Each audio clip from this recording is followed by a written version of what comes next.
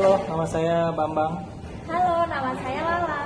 Halo, nama saya Tia. Sekarang kita ada di Bincang-Bincang Podcast tentang kriminologi. Teman-teman, hari ini kita akan berbincang-bincang ringan tentang kriminologi. Coba teman-teman di sini ada yang tahu nggak apa sih kriminologi itu? Kriminologi itu ilmu mempelajari tentang apa ya? Tentang kejahatan sama pelaku kejahatan aja deh kayaknya. Enggak, ada juga korban nih kalau untuk kriminologi sendiri. Jadi bukan mempelajari tentang kejahatannya aja, tapi korban dari kejahatan itu. Ya. Kemudian faktor-faktor yang menyebabkan si pelaku ini melakukan tindak pidana. Ya, contohnya sih biasanya dari faktor ekonomi, kadang pendidikan juga, terus kadang sosial, terus Psikologi juga bisa. Jadi emang banyak banget sih latar belakang orang melakukan tindak kriminologi. Karena hukumannya juga tindak pidana kriminologi kan berbeda-beda berdasarkan latar belakang kejadian kriminologi. Seperti misalnya terjadinya pencurian misalnya. Pencurian untuk kebutuhan hidup dia dengan pencurian untuk memperkaya diri dan melakukan tindak pencurian untuk melakukan tindak pidana lain. Sebagai contoh misalnya kalau untuk diri sendiri dia maling ayam nih, terus dia makan buat keluarganya. Kalau yang satu lagi tindak pidana memperkaya diri, dia mencuri terus dia beli barang-barang mewah. Nah, satu lagi ada dia melakukan tindak pidana pencurian untuk membeli narkoba hasilnya. Nah, kan itu kan berbeda-beda kan. Jadi latar belakang itulah ya pasti yang menjadi penilaian dan memberatkan si pelaku kriminal itu. Pembunuhan juga. Ya, Juga begitu, mungkin kan? Ada bisa pembunuhan. dilihat juga dari sudut pandang seperti apa ya. Mungkin kita ada beberapa contoh kasus ya tentunya seperti kayak seorang nenek-nenek ya di suatu daerah dia mencuri kakao tapi akhirnya harus tetap dipidana walaupun itu beralasan untuk memenuhi kebutuhan ekonomi mereka. Itu kalau pandangan saya berarti kan suatu tindakan itu tidak berlatar belakang dari pendidikan juga, tapi mungkin ada faktor-faktor lain yang orang itu harus mengakibatkan dia melakukan tindak pidana. Tapi emang tindak pidananya itu tidak dibenarkan ya. Cuma kan alasan dia melakukan tindak pidana itu apa? Kenapa? itu bisa memberatkan juga bisa jadi ringan tuntutannya gitu. Kalau akan beda ya hukumannya ketika dia mencuri karena kebutuhan perut ya tadi kan. Itu biasanya lebih ringan dibanding mencuri karena untuk memperkaya diri atau apalagi membuat kayak Tindak pidana lain, narkoba. Tapi kalau itu kan di pencurian ya. Kalau di pembunuhan, kalau dia membunuh untuk membela diri dia, ada juga membunuh karena misalnya dipercekcokan nih, dia nggak sengaja akhirnya membunuh. Ada juga membunuh karena sudah niat mau membunuh, jadi berencana, pembunuhan yang berencana. Itu kayak kasus Brigadir J kemarin kan, itu kan pembunuhan itu benar-benar direncanakan kan, sampai akhirnya terjadi itu dan tapi latar belakang terjadinya itu juga kan panjang ceritanya. Ya itu kayak beberapa faktor yang mempengaruhi adanya kriminologi. Selain itu kalau misalkan untuk faktor-faktor sendiri itu ada GON. Nah GON itu yang pertama kayak greed, keserakahan. Kemudian juga ada opportunity kayak kesempatan, nah needs, kebutuhan. Nah jadi kebanyakan kriminologi ini disebabkan karena kebutuhan kayak tadi yang disebutin nih kayak pencurian, terus kemudian kebutuhan untuk balas dendam juga bisa kan kayak kebutuhan berencana tadi, terus kemudian dari ekspos sendiri atau pengungkapan gitu kayak dia pengen mengungkapin nih kalau misalkan saya bisa, nah itu tapi melakukan penyelewengan jadi kayak untuk melakukan pidana sendiri. Ya, pembuktian diri ya kadang-kadang ada pembuktian diri yang pembuktian diri ya sebenarnya itu dia melakukan tindak pidana ya. Iya, jadi jatuhnya dia melakukan tindak pidana. tujuan kriminologi apa sih sebenarnya? Kalau saya tahu sih untuk menjelaskan apa sih penyebabnya terjadinya kriminal baik dari pelaku, terus juga dampak-dampaknya buat korban. Terus mengidentifikasi pola kejahatan juga. Nah, itu cara kita mengidentifikasi pola kejahatan itu, coba ada yang tahu nggak? Maksudnya kita bisa mengidentifikasi orang ini melakukan tindak kriminal itu kenapa sih gitu? Kalau dari Bang Bambang sendiri nih, gimana untuk mengidentifikasinya? Mengidentifikasi dalam hal seperti apa nih? Bahwasanya orang pelaku ini melakukan tindakan kejahatannya atau pelaku ini melakukan niatnya dalam melakukan tindakan kejahatan atau seperti apa?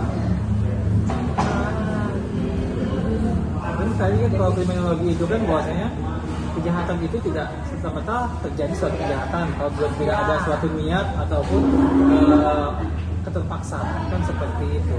Makanya kita harus bisa membedakan seperti yang tadi saya bilang termasuk nenek mengambil kakao, yaitu kan bahwasanya kan dalam hati itu mungkin tidak niat untuk mengambil karena ada suatu ketekanan, kebutuhan kehidupan, akhirnya dia melakukan hal seperti itu.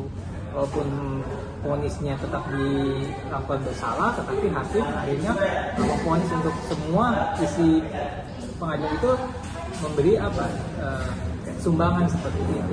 Sama ini juga sih, mungkin terjadinya kayak tadi akhirnya mencuri karena ketimpangan yang kaya, yang miskin, makanya akhirnya terjadi. Ya apalagi sekarang kan banyak yang seksinya, maksudnya banyak banget itu soal seksi. Jadi kadang orang yang nggak mampu akhirnya jadi pembunuhan sosial seperti itu ya kan? Akhirnya yang membuat dia melakukan tindakan kriminal untuk mendapatkan sesuatu yang dia lihat itu gitu.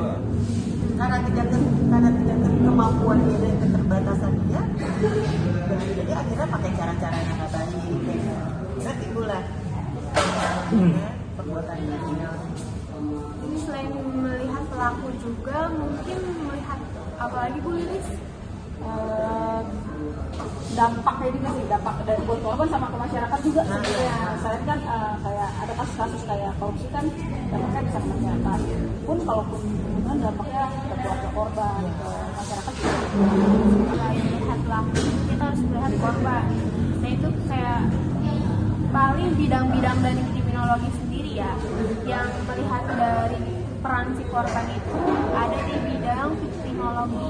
Nah kemudian kita juga ada yang namanya bidang penologi. Jadi penologi ini termasuk ruang lingkup dari kriminologi. Penologi ini kan penghukuman. Jadi penghukuman sendiri muncul karena ada tindak kriminalitas atau adanya hal-hal yang menyangkut dengan kriminologi. Jadi selain kriminologi dan penologi ada apa lagi? Kalau untuk bidang-bidang kriminologi selain yang disebutkan tadi ada contoh bidang sosiologi kriminal. Itu tuh mempelajari tentang kayak hubungan kejahatan antara struktur sosial, pengaruh lingkungan, terus keluarga dan komunitas kejahatan itu.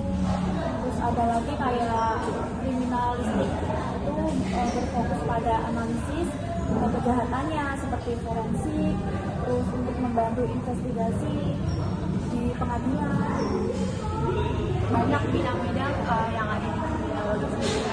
Terus untuk kan kriminologi pasti ada kasusnya kan yang telah disebutkan tadi. Selain dari kasus yang udah disebutin, ada kasus apa aja sih yang ada di Indonesia yang membuat booming gitu? Ya mungkin kasus yang terakhir itu ya kopi ya, itu dimana vonisnya pun itu kan atas keyakinan hakim ya. Dalam arti kalau untuk fakta-faktanya itu masih belum jelas. Mengurangi atau mencegah tindakan terjadinya tindak kriminologi di Indonesia. Harusnya ada pencegahan ya. Di penologi juga salah satu untuk mengurangi terjadinya kriminal itu ada di sistem penologi atau pemeliharaan atau denda, itu juga salah satu untuk mengurangi Suatu efek jerah ya. jerah sama pencegahan sih. Pencegahan. Harusnya ada pencegahan, sosialisasi bahwa ini adalah kekerasan, bahwa ini adalah bentuk tindak pidana, karena masyarakat kadang nggak tahu sosialisasi ke masyarakat itu sangat penting ya. Tapi kalau pendapat Lala seperti apa? Perlu adanya rehabilitasi juga ke pelaku sama keluarganya, betul bang ya. Untuk restoratif justice sendiri juga merupakan langkah yang bagus sih menurut aku, karena memang kita harus melihat gitu perkembangan dari penghukuman di negara-negara lain gitu. Misalkan Belanda. Nah, Belanda sendiri kan di situ tuh penjara tuh kosong loh, karena mungkin untuk penghukuman sendiri atau penjara sendiri itu di Belanda diminimalisir gitu. Jadi mereka tuh menganut ya restoratif justice gitu kan, dimana mungkin kalau untuk di negara dia sendiri dengan SDM dia yang mungkin sudah tinggi Jauh dari lebih baik dari kita. itu bisa dilakukan. Tapi mungkin kalau misalkan untuk lihat di Indonesia sendiri Perlu banyak. Penting nggak sih suatu perlu banyak pengembangan. tindakan atau suatu pidana yang selalu mengutamakan, penting nggak sih mengutamakan restoratif justice? Oh, penting. Penting sih, tapi ada hal-hal atau kejahatan tertentu yang nggak bisa restorasi justice, kayak kekerasan seksual itu udah nggak boleh kan restorasi justice. Karena dampaknya ke korban itu sangat luar biasa ya. Kenapa di Belanda kosong? Karena di Indonesia lapas paling banyak itu apa sih? Kasusnya kayak narkoba, paling banyak di banyak. Indonesia narkoba. Tapi kalau di Belanda itu dilegalin. Karena ilegal kan. Misalkan ganja di sana dilegal, tapi di tempat-tempat tertentu ada batas pembeliannya gitu. Kita kan belum bisa. Belum bisa, Jadi, gitu. di Indonesia pengguna kadang masih di Karena emang kebijakan di negara kita dengan Belanda kan beda. Nah, dan norma-norma yang ada di Indonesia itu pun beda. dan SDM-nya pun Ya, SDM pun kita juga beda. Jadi emang kita tuh perlu banget pembelajaran dari dini tentang sosialisasi kriminal ini ya ke masyarakat. Mungkin dari sekolah-sekolah itu dari dikasih masukan ya, batasan-batasan apa sih yang apa sih yang bisa yang nggak boleh dilakukan gitu. Kriminal itu kayak gimana sih kita melakukan tindakan kriminal? Oh misalnya kita apa ngejek teman udah masuk kriminal kan enggak? Maksudnya di sekolah tuh kita diajarkan batasan-batasan apa sih tindakan kriminal yang jadi anak-anak itu bisa tahu batasan mana yang oh ini loh kriminal nih sampai kayak gini, gimana sih misalnya kita kriminal kayak kemarin kita kan sempat tuh sosialisasi tentang bullying. nah ya itu bisa ngebedain sebenarnya itu anak tuh bisa ngebedain mana sih yang bercanda, mana yang termasuk bullying. Karena marak di zaman sekarang ya. Kalau dulu kan berantem langsung. Kalau sekarang berantem tuh dari sosial media bisa ketemu berantem, bisa membacok ya. Jadi berarti pendidikan kriminal itu sangat penting dari dasar ya, dari mulai sekolah, dari rumah seperti orang tua seperti itu ya. Sama ini juga sih penegakan di aparatnya juga memang harus tegas ya. Dan harapannya juga di APH ketika ada korban lapor segera ditanggapi. Ya mudah-mudahan kedepannya negara kita bebas dari kriminal. Artinya tindakan kriminal di Indonesia itu jauh berkurang. Kita harapkan begitu. Ya mungkin harapan dari Bu Lilis seperti apa? Bahwa saya untuk Bang ini atau kedepannya itu seperti apa sih biar mengurangi suatu tindakan kriminal? Ya harapan sih nggak ada ya kejahatan menurun, paling nggak menurun deh, nggak usah habis kalau nggak mungkin lah ya. Terus aturan yang sudah ada itu diterapkan dengan baik. Kalau ada tapi tidak diterapkan ya sama aja sih sebenarnya. Kalau aturan diterapkan nggak mandang dia siapa, dia punya duit atau dia nggak punya duit gitu. Biasa kan yang nggak punya duit hukumannya lebih banyak gitu. Tanda ya. Kayak gitu. Saya harapannya ya paling nggak kejahatan menurun dan masyarakat tahu tentang hukum gitu, melek hukum misalnya. Kalau dari Bu Ella seperti apa? Ya sosialisasi sosialisasi yang penting ya dari sekolah, terutama dari sekolah dasar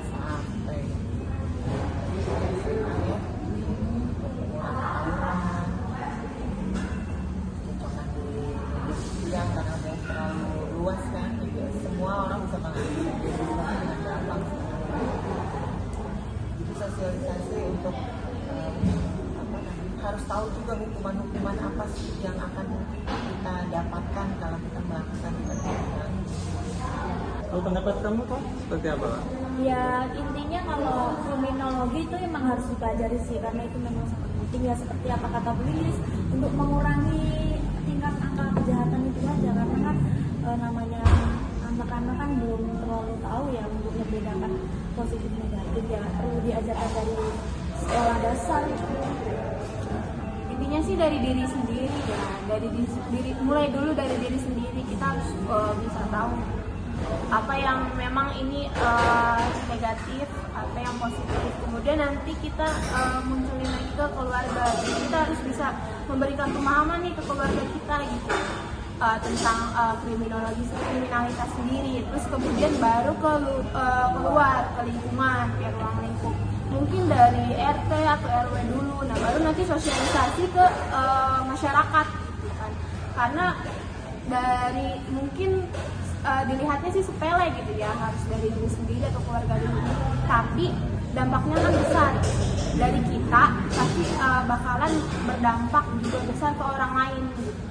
Ya, kalau bagi saya sih memang satu pendidikan ya, apalagi saat ini kita juga kan sedang melakukan pendidikan juga, yaitu tentang ilmu kriminologi. Bahwasanya sangat penting ilmu kriminologi, jadi kita lebih tahu seperti apa itu hukum, apa itu kriminal, apa itu suatu tindakan pidana, akhirnya orang itu dipidana, itu kan ada prosesnya, kenapa dia melakukan tindakan pidana dan sanksi-sanksinya, itu akhirnya kita tahu dengan suatu ilmu kriminologi itu sendiri sih. Jadi seperti itu sih Pak. Nah mungkin itu aja menurut kita nih, nggak tahu ya menurut pandangan kalian seperti apa. Karena kan itu intinya kita berharap bahwa tingkat kriminalitas di Indonesia itu berkurang. Oke, terima kasih.